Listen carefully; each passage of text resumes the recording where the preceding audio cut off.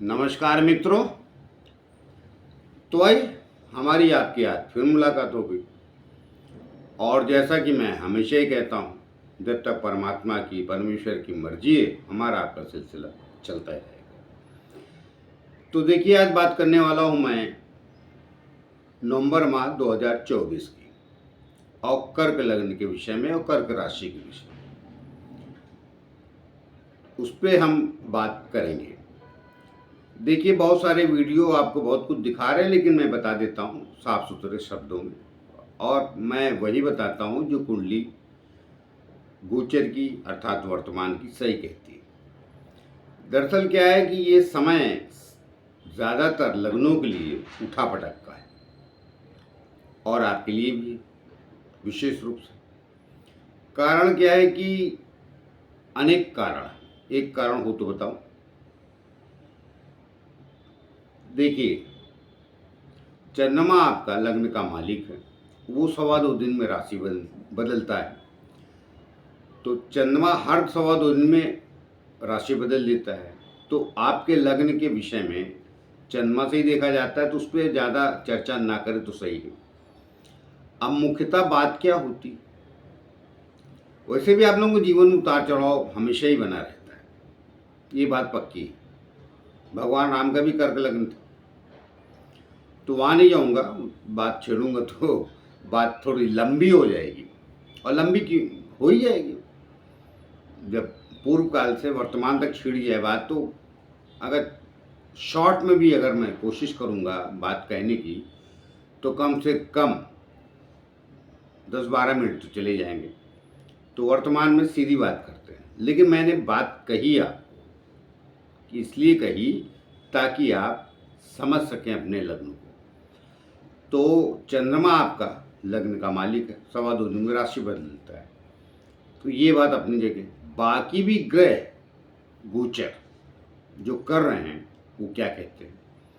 देखिए, बहुत सारे लोग इतने अजीबोगरीब समय में भी बड़ा राजयोग देते रहते हैं, बड़ा कमाल करते रहते हैं।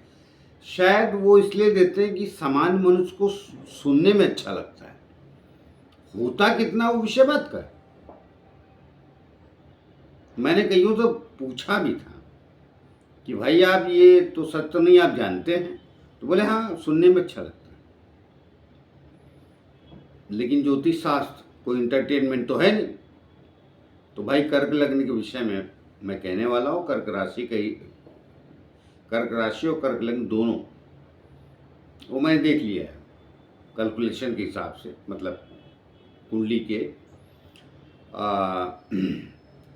जिसको हम तारतम्य कहते हैं कई बार। कम्युनिकेशन तो ठीक नहीं, वो अंग्रेजी शब्द है कॉम्बिनेशन, और हिंदी में संयोजन बोलते हैं। तो आपका इस नवंबर माह कैसा बीतेगा उस पर हम लोग बात करेंगे, और मैं आपको सीधा सरल तरीके से बता देता हूँ। तो आगे बढ़ूँ, एक प्रार्थना और भी करता हूँ आप लोगों से कि जिन लोगों ने हमारे चैनल सब्सक्राइब नहीं किए कृपया कर लीजिए। उससे हमें बल और शक्ति मिलती है जो आप लोगों के द्वारा ही आती है। तो देखिए, राशियाँ कहाँ बैठी हैं, किधर बैठी हैं,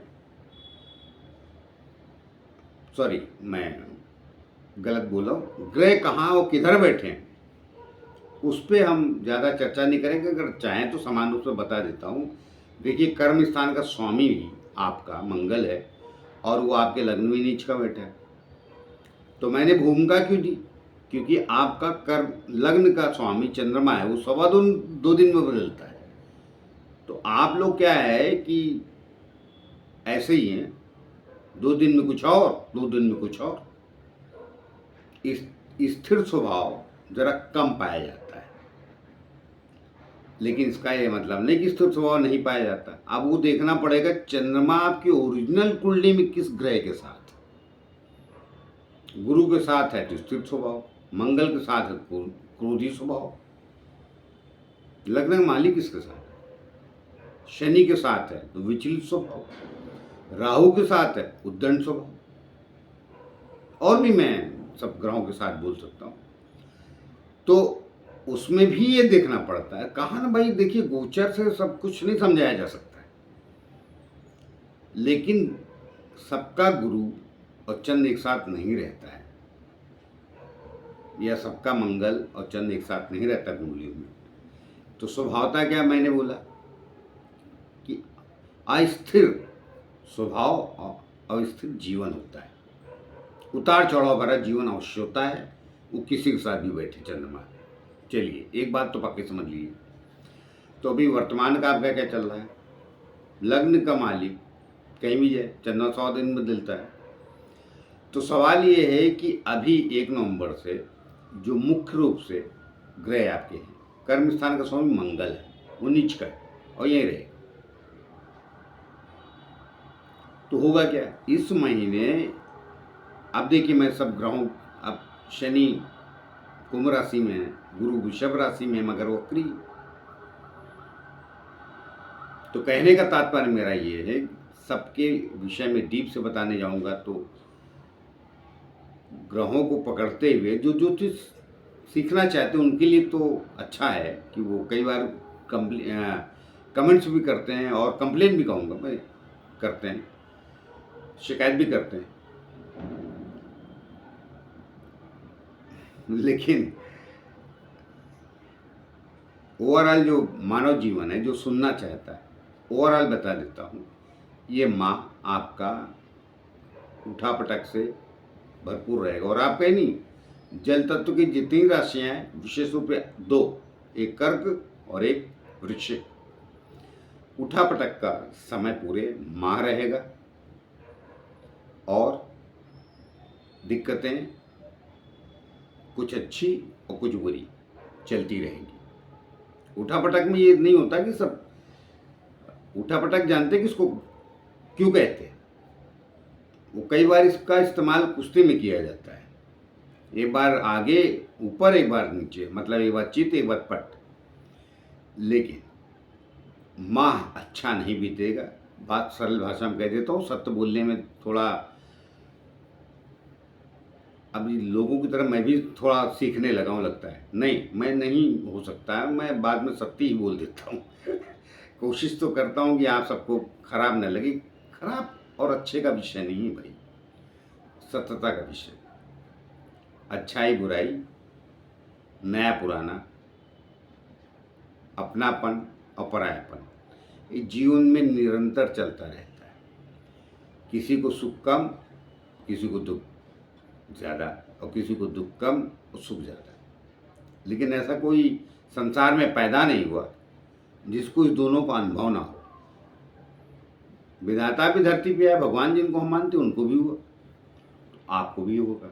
इस महीने थोड़ा सा, दिवाली का मौसम है, खराब तो नहीं बोलना चाहिए अब, लेकिन क्या करें भी, वो ग्रह नक्षत्र ऐसे बैठे। देखिए क्या है, शनि वक्री कुंभ राशि में बैठ के, गुरु वक्री वृषभ राशि में बैठ के, मंगल नीच का आपका कर्म स्थान का, और द्वितीय भाव का स्वामी जो है आपका सूर्य, वो भी नीच का। तो आर्थिक, सामाजिक और पारिवारिक समस्याएं सब घेरेंगी आपको, और उनसे आपको जूझना पड़ेगा पूरे माह नवंबर में। अब किसी की ओरिजिनल कुंडली बहुत अच्छी है तो उसको प्रभाव कम पड़ेगा, और उसकी पहले से ओरिजिनल कुंडली थोड़ी खराब है तो प्रभाव ज़्यादा पड़ेगा। अब ओरिजिनल कुंडली अच्छी और बुरी क्या होती है, किस ग्रह की किसकी दशा चल रही, किसकी कुंडली में कौन सा ग्रह खराब बैठा है, उसकी दशा चल रही तो आप ज़्यादा परेशानी में आएंगे इस माह। और किसी के ग्रह दशा अच्छी चल रही है ओरिजिनल जो आपकी कुंडली, तो आपको कष्ट ना के बराबर दिखाई पड़ेगा।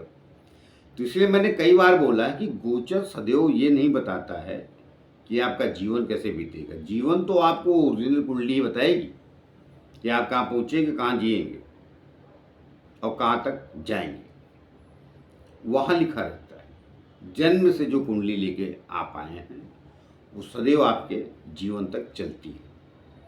कई बार हस्तरेखाओं को देखने वाले भी ज्ञानी होते हैं, ऐसा नहीं, लेकिन बड़ा कम होते हैं। कारण क्या है कि ये अगर एक बार अभ्यस्त हो जाए, एक ज्ञानी हो जाए ये वैदिक शास्त्र में, अर्थात आपके कुंडलियों के शास्त्र में, तो वो हमेशा का सही बता पाता है। लेकिन हस्तरेखा की दिक्कत क्या आती है कि अच्छा हाँ, पहले कंप्लीट कर लूँ बात। तो वो क्या है, वही रहते हैं ग्रह आपके सदैव।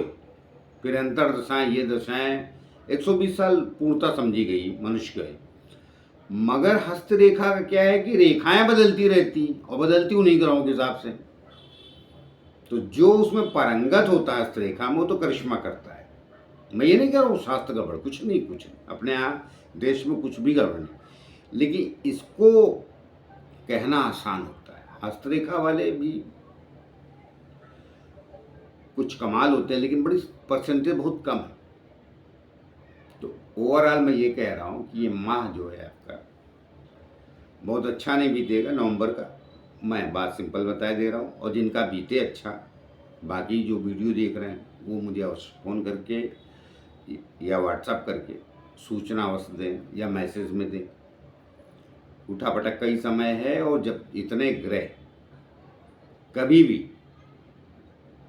टीवी वाले बता रहे 300 साल का योग है, ऐसी दिवाली कभी नहीं आई, पता नहीं क्यों बकवास कर रहे। सोना चांदी कहाँ पहुंच गया है, किसी के समान व्यक्ति के हाथ में नहीं है वो। इसका यह मतलब नहीं देश की आर्थिक स्थिति खराब हुई। सोना चांदी से देश की आर्थिक स्थिति का मूल्यांकन पूरा नहीं करना चाहिए, और करना ही है तो महंगा होता सोना चांदी, तो देश की आर्थिक स्थिति ठीक रहती है। जब अनाज और भोजन और सामान्य चीज़ें अच्छी ना हो, मतलब महंगी हो जाए और समान व्यक्ति की पहुंच से बाहर हो जाए, तब आर्थिक स्थिति खराब होती है। हर बात को एक डब्बे में नहीं रखना चाहिए, अनेक बातें होती हैं। तो कुल ले देके आपके पहुंच से कुछ चीज़ें दूर रहेंगी।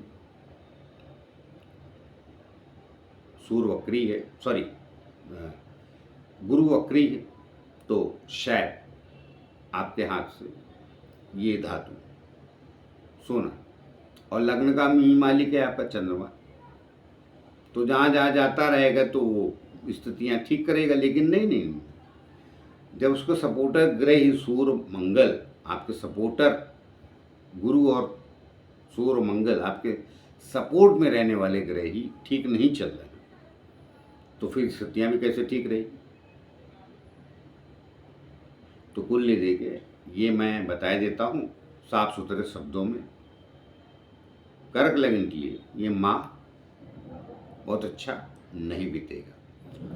तो मिलते हैं किसी और नए विषय को लेके, तब तक लिए आज्ञा दीजिए। जाते जाते फिर से प्रार्थना है, जिन लोगों हमारे चैनल सब्सक्राइब नहीं किया कृपया कर लीजिए, उससे हमें बल और शक्ति मिलती है जो आप लोगों के द्वारा ही आती है। नमस्कार।